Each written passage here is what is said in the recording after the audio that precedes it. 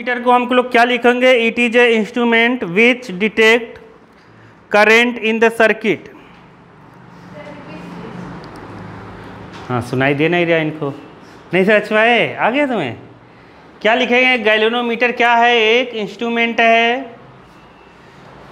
It is a instrument which detect, मैं अलग अलग तरीके से बोलता हूँ, हर बार पूछोगे तो समझ गए।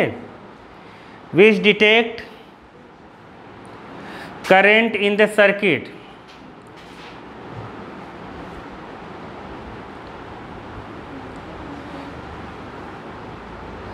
direction of current also, common लिख के लिख लो, direction of current also find with galvanometer, find by galvanometer लिखो, find by galvanometer, galvanometer. Direction भी हम पता कर सकते हैं इससे। नहीं समझ पाए कि किधर जा रहा है? नहीं आया समझ में? नहीं समझे? करंट का डिटेक्शन बताएगा, समझ नहीं पाए। गैल्वेनोमीटर जब हम जोड़ेंगे किसी सर्किट में, जैसे करंट इधर जा रहा है, हमने यहाँ गैल्वेनोमीटर जोड़ दिया, इसका पॉइंटर बीच में रहता है। किधर रहता है पॉइंटर? बीच में। तो मतलब पॉइंटर किधर जाएगा? इस साइड, राइट। कहीं करंट इधर आ रहा है तो हम बता देंगे करंट इधर से इधर फ्लो हो रहा है। नहीं आया समझ में? क्योंकि पॉइंटर इधर टर्न कर जाएगा। आया कि नहीं आया समझ में? तो हम ये भी बता सकते हैं। जैसे बहुत ज़्यादा सेंसिटिव है, बहुत ही सेंसिटिव इंस्ट्रूमेंट है, थोड़ा सा भी करंट जाएगा इसमें डिफ्लेक्शन होगा ही होगा। नहीं आया समझ में? आ गया। मूविंग कॉइल इसलिए नाम है कि गैल्वेनोमीटर में कॉइल से कनेक्ट रहता है। ये कॉइल मूव करता है, जैसे ही थोड़ा सा करंट जाता है कॉइल मूव कर जाती है, इसलिए मूविंग कॉइल गैल्वेनोमीटर नाम रखा है। बाकी बात कुछ है नहीं। समझ में आए?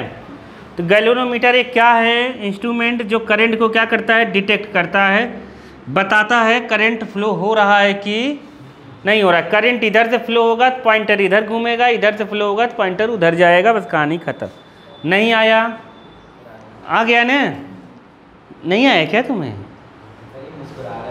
हाँ, मुस्कुराना अच्छी बात है। देखो, समझ गए कि नहीं समझे?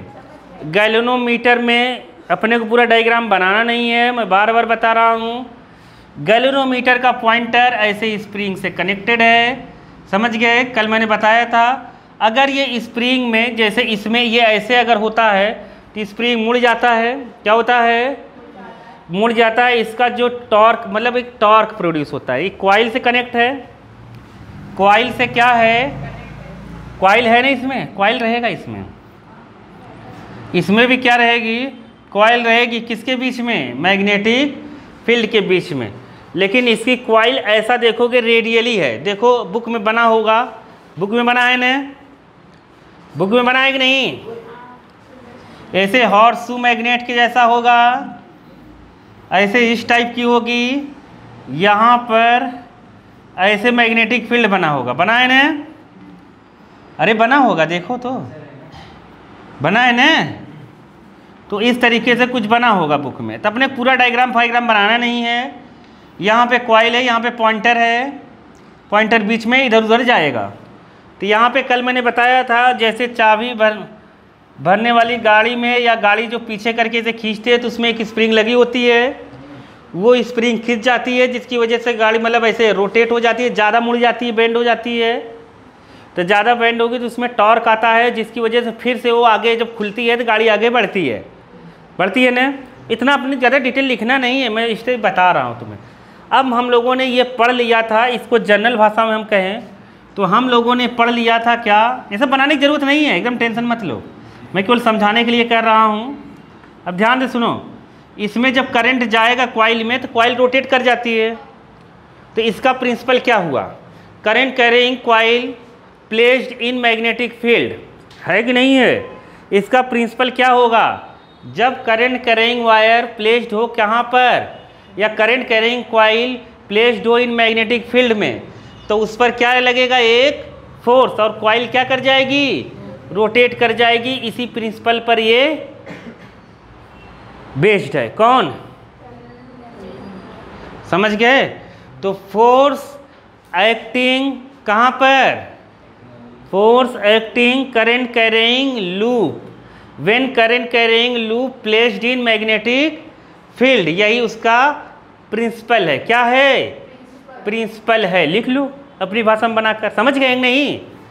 नहीं समझ पाए? समझ गए उसका प्रिंसिपल क्या है? नहीं समझ पाए? Force acting current carrying loop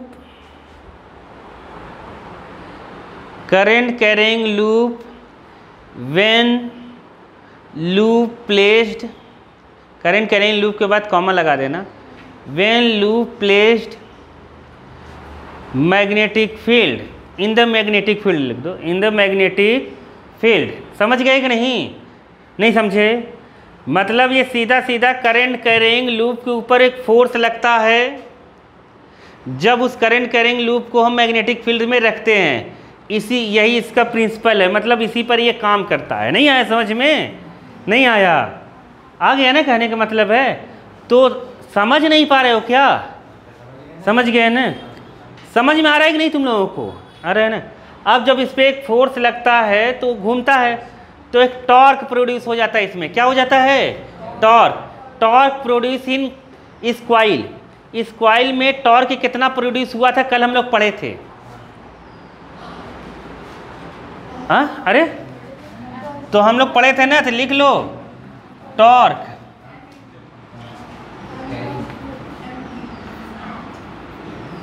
produced in loop में कितना टॉर्क प्रोड्यूस होगा बताओ? कितना होगा? हाँ, टॉर्क इक्वल टू होगा कितना?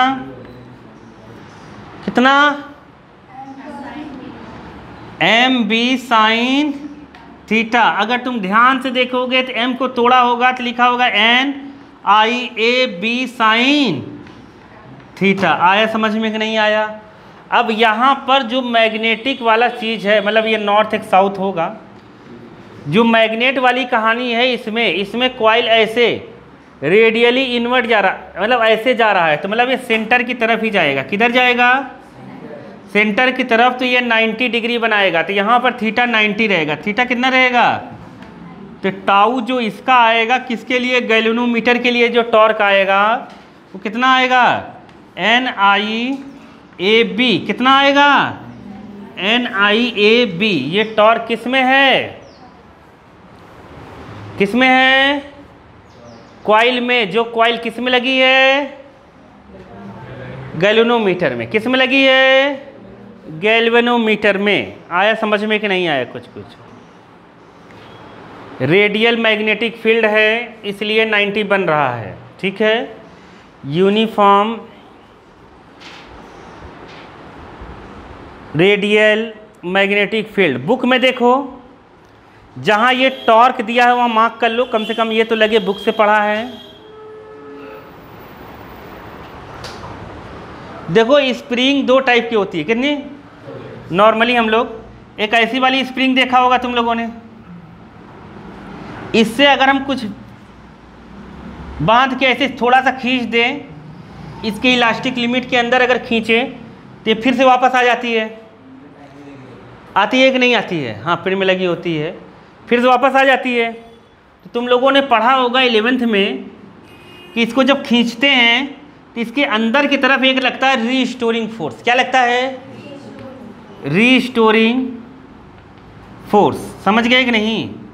अब वो रीस्टोरिंग फोर्स जो होता है, तुम लोग सोच रहे होगे कहाँ से कहाँ चले जा रहे हैं, अभी आएगा समझ में। रीस्टोरिंग फोर्स अंदर की तरफ लगता है। ये फोर्स डायरेक्टली प्रोपोर्शनल होता है किसके? डिस्प्लेसमेंट के। किसके? डिस्प्लेसमेंट के। समझना, ये बुक में नहीं दिया है, कहीं बुक में नहीं दिया है, ये मुझे अभी अभी याद आया तो मैं ऐसे ही जोड़ दे रहा हूँ। इसको समझने की कोशिश करना, ठीक है? रीस्टोरिंग फोर्स है, ये जितना हम ज़्यादा डिस्प्लेस करते हैं लेकिन उसके औकात के अंदर। ऐसा नहीं ऐसे स्प्रिंग को खींच दिया अब सोचो कि पीछे जाएगा, नहीं आया, अब क्या जाएगा? नहीं आया समझ में? औकात के अंदर का मतलब क्या? उसकी एक इलास्टिक लिमिट होती है, उसके अंडर में ही काम होना चाहिए। नहीं आया समझ में? तो जितना ज़्यादा डिस्प्लेस करेंगे उतना ज़्यादा वो अंदर उसको खींचेगी, या जितना ज़्यादा दबाएंगे उसको पुश करेगी। नहीं आया? हम अंदर दबाएंगे तो बाहर ठेलेगी, बाहर खींचेंगे तो अंदर ठेलेगी। नहीं आया? तो ये रीस्टोरिंग फोर्स होता है डिस्प्लेसमेंट के डायरेक्टली प्रोपोर्शनल। ठीक है, अब ये फोर्स जब हटता है, ये प्रोपोर्शनल साइन हटता है, एक कांस्टेंट आता था। क्या आता था? तो इसको स्प्रिंग कांस्टेंट कहा जाता था। क्या कहा जाता था? कौन सा? स्प्रिंग क्या बोल रही हो? देखो कैसे कैसे लोग हवा में जी रहे हैं। देखो ये स्प्रिंग कांस्टेंट है। ये स्प्रिंग कांस्टेंट डिपेंड करेगा कि स्प्रिंग तुम किस मटेरियल का बनाए हो। जैसे ये इसकी वैल्यू, ये मटेरियल, ये स्प्रिंग के मटेरियल पर डिपेंड करेगा कि कितनी वैल्यू इसकी आएगी, कितनी नहीं आएगी। हर मटेरियल के लिए इसकी वैल्यू अलग अलग होगी। स्टोरी आया समझ में कि नहीं? हमें क्या कहना चाहिए? नहीं आया? अब देखो गैल्वेनोमीटर में आते हैं। तो जब ये मैग्नेटिक फील्ड में रखा है, सुनना, मैग्नेटिक फील्ड में रखा है, तो जब कॉइल से टकराया मैग्नेटिक फील्ड, करंट कॉइल से, कॉइल रोटेट हो गया। फिर जब वो हटता है तो कॉइल वो फिर से तो वापस आता है ना अपनी जगह। तो मतलब वो जो पॉइंटर कनेक्ट है वो ऐसी जगह से कनेक्ट होगा जो फिर से वापस आए। तो वो स्पाइरल जैसी चीज़ों से कनेक्ट है, इस स्पाइरल वाले स्प्रिंग से। नहीं आया? ऐसा मान लेते हो? नहीं समझा? कॉइल इससे कनेक्ट है और पॉइंटर इसमें है। कॉइल घूमी, ये घूमा, समझ गए? करंट बंद हुआ, ये फिर से खुलने लगा, फिर से वो वापस आ गया। जैसे ये आया समझ में कि नहीं आया? नहीं आया? क्या आ गया कि नहीं आया? अरे ये ऐसे समझ नहीं पा रहे हो क्या? ऐसे जब कॉइल होगी ये भी बहुत सेंसिटिव होगी। क्या होगी? इसको बहुत सेंसिटिव बनाना है अपने को, बहुत ऐसा मटेरियल से बनाना है थोड़ा सा करंट मुड़े, ये मुड़ जाए भक्क से। ऐसे नहीं है समझे? भक्क से ऐसे मुड़ेगी, फिर जब करंट बंद होगा भक्क से फिर से आएगी वापस, जैसे ये स्प्रिंग आया था।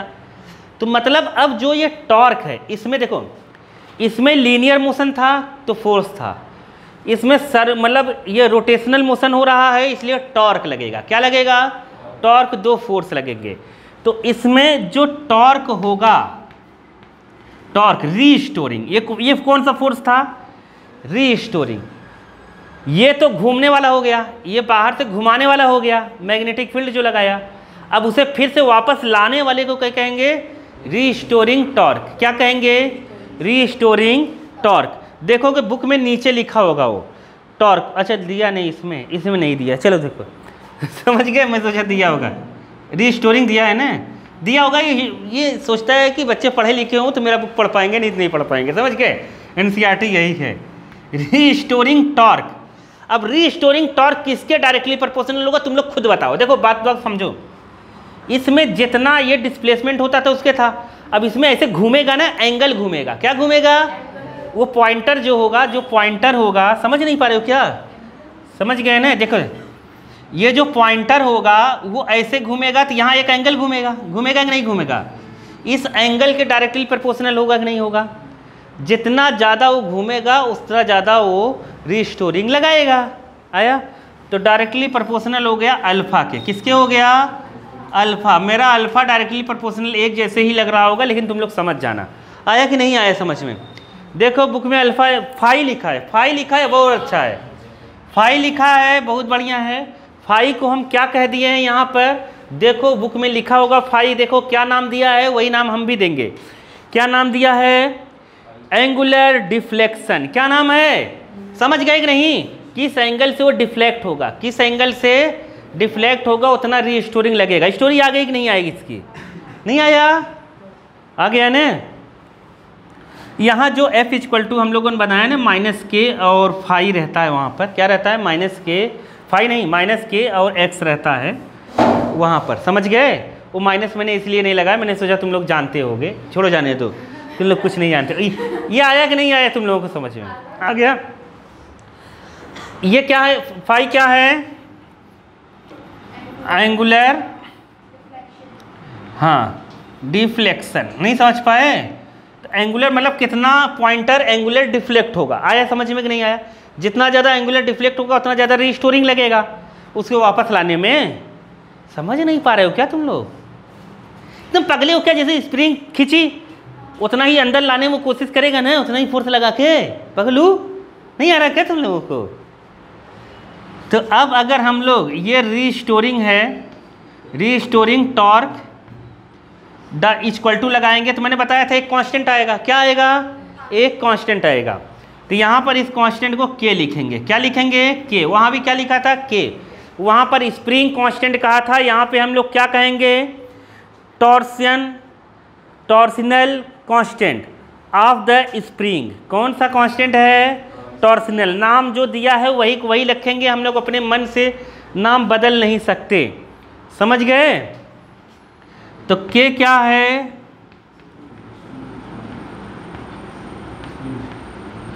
Constant of spring. तो तुम लोग समझ गए ये किस पर डिपेंड करेगा? के किस पर डिपेंड करेगा? अभी मैंने बताया था कि किस पर डिपेंड करेगा। पहले स्प्रिंग कौन से मटेरियल से तुमने बनाया है। अगर खराब मटेरियल से बनाओगे डिफ्लेक्शन होगा ही नहीं। नहीं है समझ में? बहुत कम होगा, बहुत कम लगेगा रिस्टोरिंग। नहीं आया? अच्छा मटेरियल से बनाना चाहिए तुम्हें। आया समझ में कि नहीं आया? हाँ, अच्छा मटेरियल खोजो घर में जाकर। देखो इसका मैग्नीट्यूड, रीस्टोरिंग टॉर्क का मैग्नीट्यूड हमेशा किसके बराबर होगा? जो मैग्नेटिक फील्ड का टॉर्क था उसके बराबर होगा। तो ये दोनों इक्वल करा दो। क्या करा दो? इक्वल। जब इक्वल कराओगे तो क्या आएगा? के फाई बराबर कितना आ जाएगा? के फाई बराबर एन आई ए बी। तो फाई बराबर कितना आ जाएगा? एन आई को अलग कर लो, ए बी के और यहाँ पर आई, क्योंकि आई से अभी कुछ निकालेंगे हम लोग। सुनो तो अब ये तुम लोगों ने इस डिफ्लेक्शन को, ये डिफ्लेक्शन कभी पेपर में आ जाए कि जो उसका पॉइंटर है, मतलब सेंसिटिविटी है, किस किस चीज़ों पर डिपेंड करेगी। सेंसिटिविटी को मतलब समझ रहे हो? जितना ज़्यादा डिफ्लेक्शन हो, समझ गए? कम करंट पर ज़्यादा से ज़्यादा डिफ्लेक्शन हो तो उसे क्या कहेंगे? उतना ज़्यादा सेंसिटिव है। क्या है? सेंसिटिव है। समझ गए कि नहीं? अब सुनो ध्यान से। तो अगर ये किस पर डिपेंड करेगा? एन पर, नंबर ऑफ टर्न्स पर। जितना ज़्यादा कॉइल में टर्न्स होगा उतना ज़्यादा डिफ्लेक्शन होगा, तो मतलब उतना ज़्यादा सेंसिटिव होगा। और ये ए क्या है? एरिया, लूप का एरिया पर डिपेंड करेगा। बी किस पर डिपेंड करेगा? मैग्नेटिक फील्ड पर डिपेंड करेगा। ये मैग्नेटिक फील्ड जितना ज़्यादा स्ट्रांग होगा डिफ्लेक्शन उतना ज़्यादा होगा। के मटेरियल वाला है, टॉर्सनल कांस्टेंट है। आप स्प्रिंग, मतलब स्प्रिंग किस मटेरियल का बना है उस पर भी डिपेंड करेगा। इसकी वैल्यू जितना कम रहेगी डिफ्लेक्शन उतना अच्छा रहेगा। ये यूनिवर्सली प्रोपोर्शनल है ना, ये कम रहेगा तो ये ज़्यादा होगा। समझ गए कि नहीं समझे?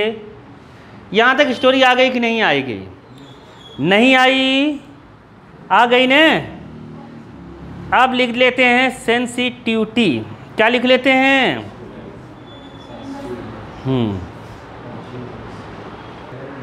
हाँ, क्या लिखोगे? Sensitivity of galvanometer measured by deflection of pointer of galvanometer when small current या small voltage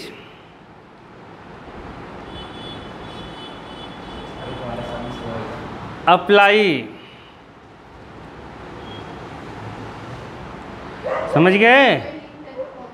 अप्लाइड या अप्लाइड टू द गैल्वेनोमीटर।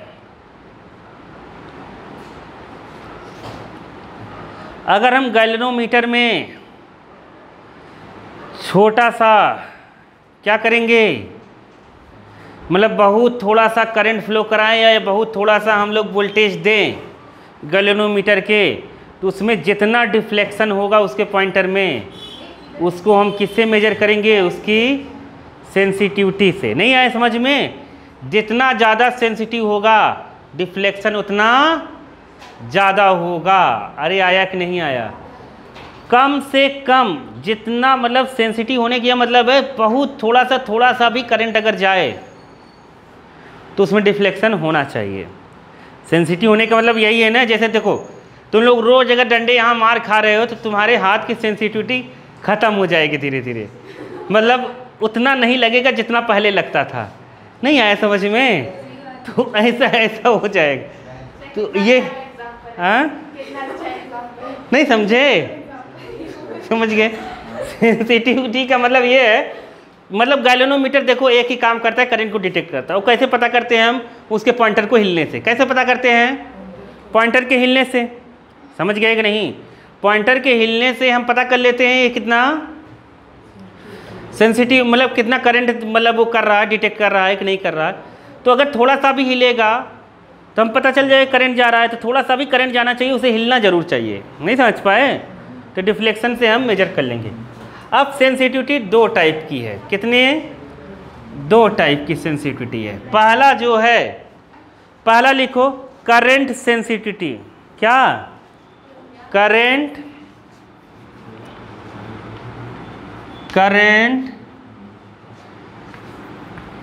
टिविटी। अभी अभी हम लोगों ने यहाँ कुछ लिखा था, वो मिटा दिया अभी अभी। क्या लिखा था? फाई इक्वल टू क्या लिखा था? एन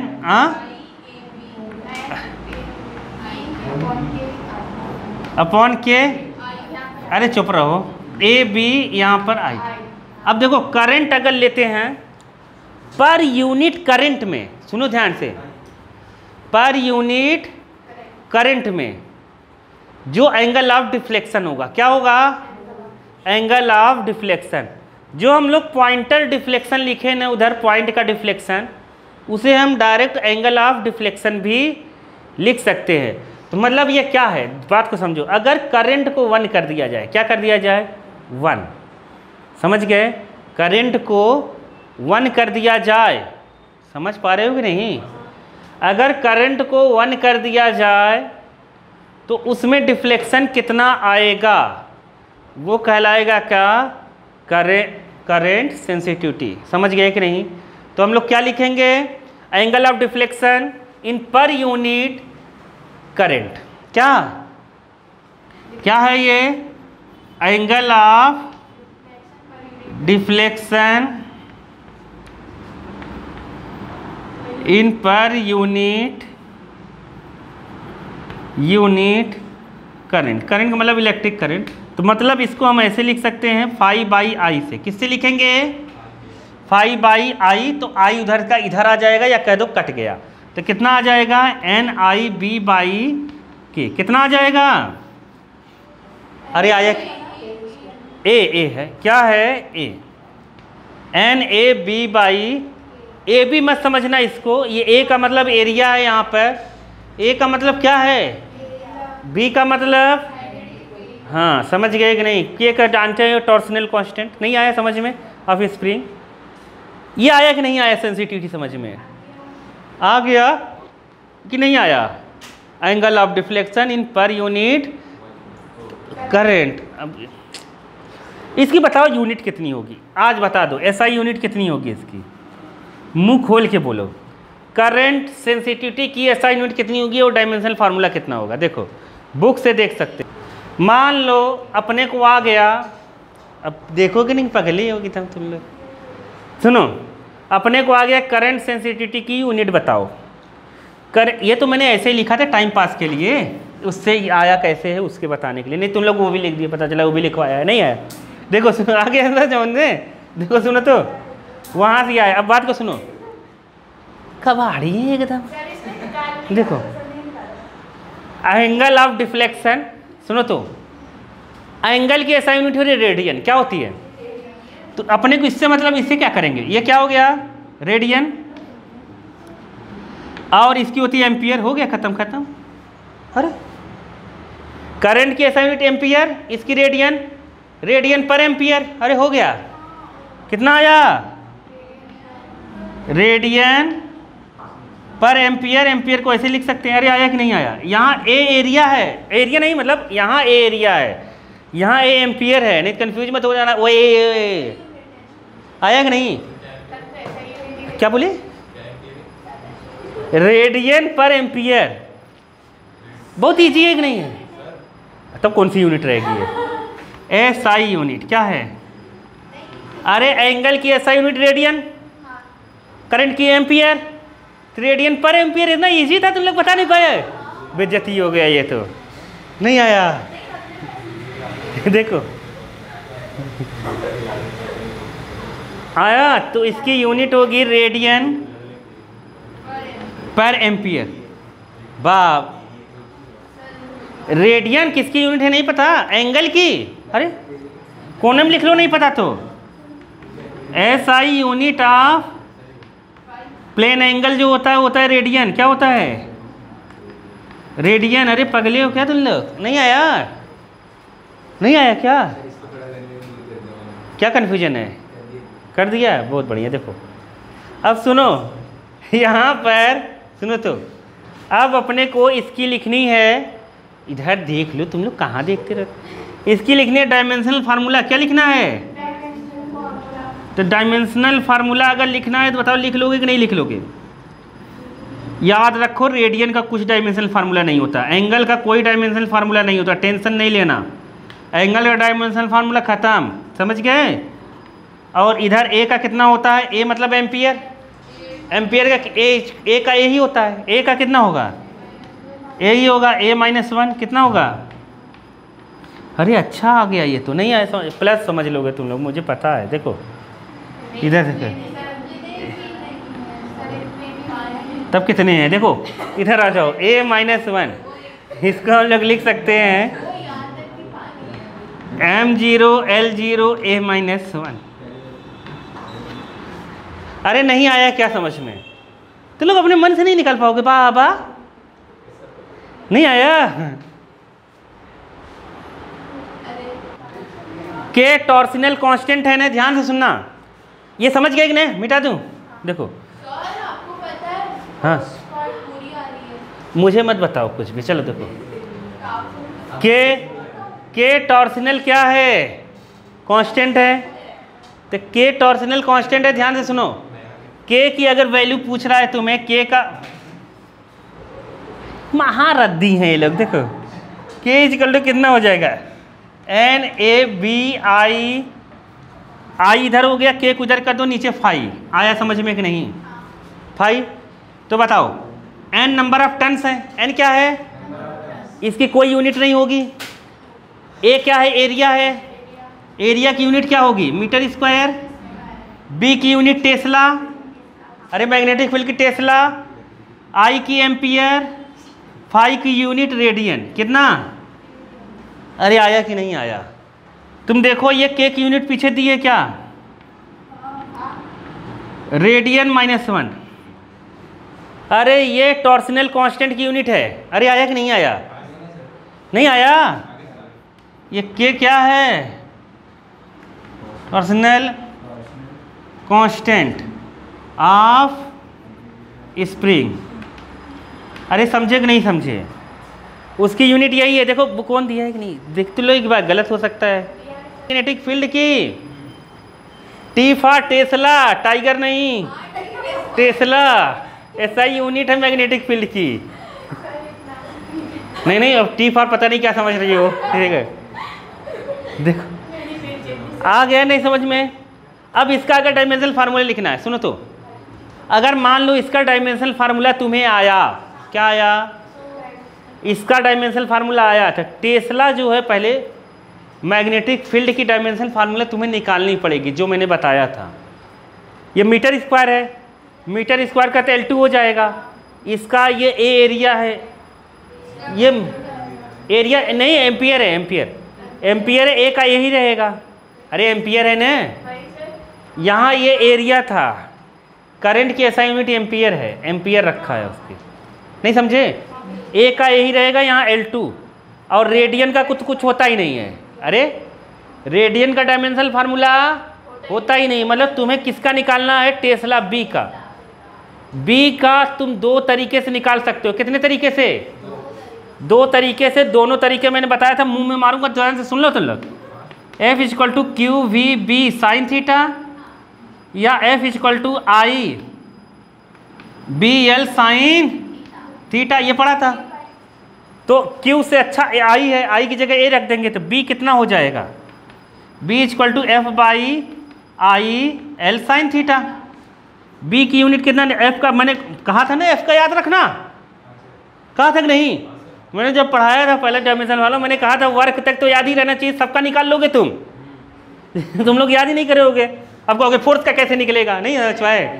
देखो M L T minus two, यहाँ पर आई का ए, एल मतलब लेंथ का एल, बस यही उठा के यहाँ रख दो।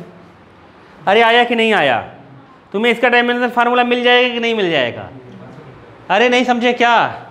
इस वजह कुछ भी बता रहे हैं, नहीं है सही बता रहा हूँ मैं। देखो एल से एल क्या हो जाएगा, कट जाएगा, ये ऊपर जाएगा, यहाँ कितना हो जाएगा, M T minus to A minus one, यही बताया था मैंने। अरे यही आया होगा, ठीक है। अब बताओ यहाँ रख दे इसको, टी टेस्ला की जगह ये रख दे कि नहीं रख दे? ये टी अलग है, ये टी अलग है, ये तो टेस्ला को रिप्रेजेंट कर रहा है, टाइम को। क्या कर रहे हो तुम लोग? M T minus to A minus one, और यहाँ मीटर स्क्वायर है, मीटर स्क्वायर कितना लिखेंगे, L2, ये एम्पियर एम्पियर। आया समझ में कि नहीं आया? अरे आया। ए से ए माइनस वाला प्लस वाला कट गया, कटा कि नहीं कटा? ये इधर आ गया, तो यहाँ पर क्या बचा, M L2 T minus to. ये है किसका, वर्क का, समझ गए, टॉर्क का। किसका? टॉर्क का। अब तुम इसको एक लाइन में बता सकते थे, इतनी पंचायत करने की जरूरत नहीं थी। पता है कैसे, कैसे बता सकते थे? अरे पहले से टाउ इक्वल टू हम जानते हैं के फाई। अरे पगले, फाई का तो होता ही नहीं है, टॉर्क का मैंने कल बताया था। टॉर्क जो है वर्क एनर्जी टॉर्क सबका सेम होता है।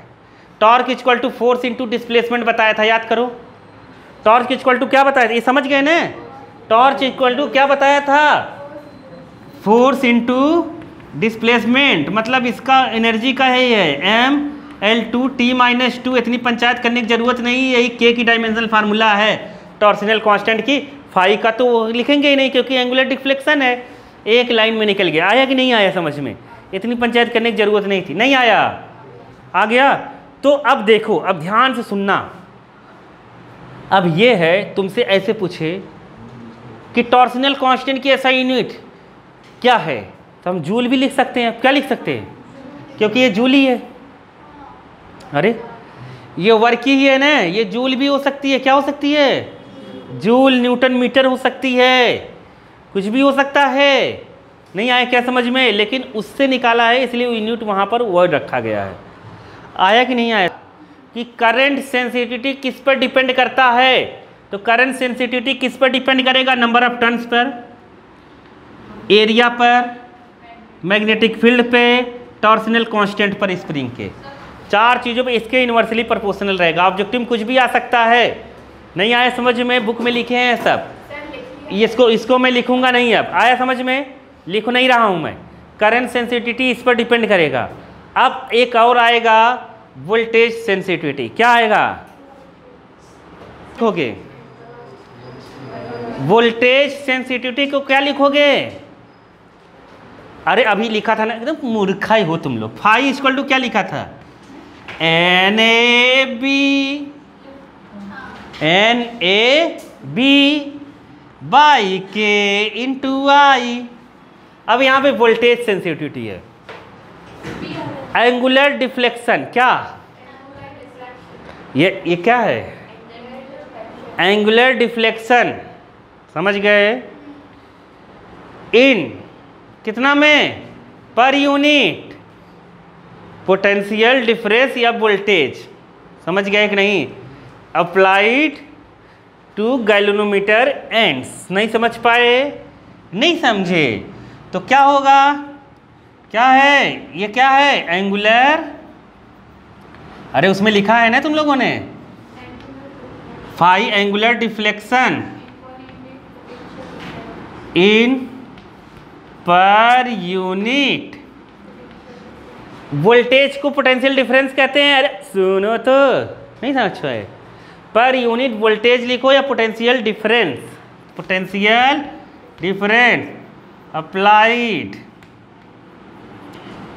अप्लाइड कहाँ पर, एट एंड्स ऑफ, किस पर, अरे कुछ भी लिख दिया करो, गैल्वेनोमीटर। अरे ये सब मैं तो हिंदी में पढ़ा हूँ, अगर मुझे हिंदी में लिखना होता है ना तो इतना बना के लिख देता कि पूछो मत, समझ गए, पढ़ते पढ़ते पागल हो जाता हो, समझे। इंग्लिश में तो तुम लोग इंग्लिश में क्या होगा, अल्फा की वैल्यू, फाई की वैल्यू जो होगी वो किसके बराबर कहलाएगी, वोल्टेज सेंसिटिविटी, कब, जब गैल्वेनोमीटर के एंड्स पर 1 वोल्ट का पोटेंशियल डिफरेंस अप्लाई कर दें।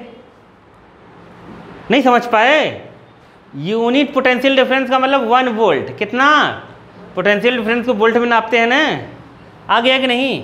अब इसको, ये तो मैंने ऐसे ही बताने के लिए बताया था, अब ध्यान से सुनो, इसका फार्मूला कैसे होगा, इधर इधर देखो, इसका फार्मूला, ये फाई है ना, फाई को वी से डिवाइड कर देंगे, अरे हो गया, कितना अच्छा था, नहीं है समझ में, नहीं समझे, फाई को वी से डिवाइड कर देंगे, यहाँ क्या लिखेंगे बताओ, एन ए, तुम्हें क्या लग रहा है, तुम्हें ऐसा लग रहा है कि इधर वी से डिवाइड कर दिया, उधर नहीं करूँगा, उधर भी करूँगा, तुम लोग पागल हो क्या, जो भी चीज़ होगी दोनों साइड होगी, अगर अपने मन से कर, इसको क्या कहेंगे हम, वोल्टेज सेंसिटिविटी। नहीं आया समझ में, बराबर ये आया। तो V इक्वल टू क्या होता है, IR, V इक्वल टू क्या होता है, तो इसको हम R के फॉर्म में भी लिख सकते हैं। अगर V इक्वल टू यहाँ IR रखें, क्या रखें, V इक्वल टू अगर IR रखें तो यहाँ IR रखेंगे तो कट जाएगा, यहाँ R आ जाएगा कि नहीं आ जाएगा, मतलब क्या हो गया, वोल्टेज सेंसिटिविटी NAB। मजे लेके पढ़ो ना, तुम लोगों को ऐसा लगना चाहिए कि मुझे तो अरे बहुत ईजी है ये सब तो कौड़ा देंगे हम लोग, देखो आया कि नहीं आया, बहुत ईजी है ये। करंट सेंसिटिविटी, वोल्ट सेंसिटिविटी, बच्चों को समझाते समझाते टीचर परेशान हो गया, बच्चा सोचता है पता नहीं कौन कौन सी सेंसिटिविटी बता रहे हैं, नहीं समझे, इसी के चक्कर में लगे। तुम्हें नहीं आ रहा है क्या, एक ही देखो, इसमें हम लोगों ने बालिके कुछ पढ़ा ही नहीं, स्टार्टिंग से लेके एक ही फार्मूला पढ़ा, उसी को इधर उधर इधर उधर कर रहे हैं, टाइम पास, और क्या कर रहे हैं, है कि नहीं है, तुम्हें आया कि नहीं आया, नहीं आया क्या बाबा, आ गया ने, देखो आ गया, चलो देखें, चले मिटाएं, बोलो।